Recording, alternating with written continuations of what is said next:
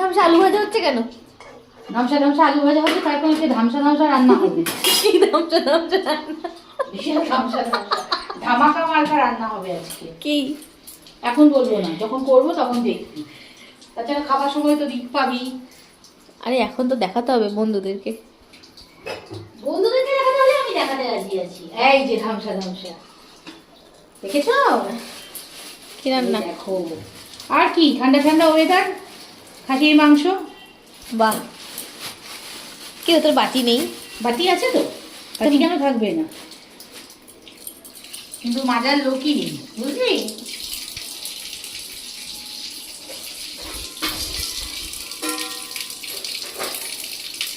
খাসির মাংস, খাসির মাংস।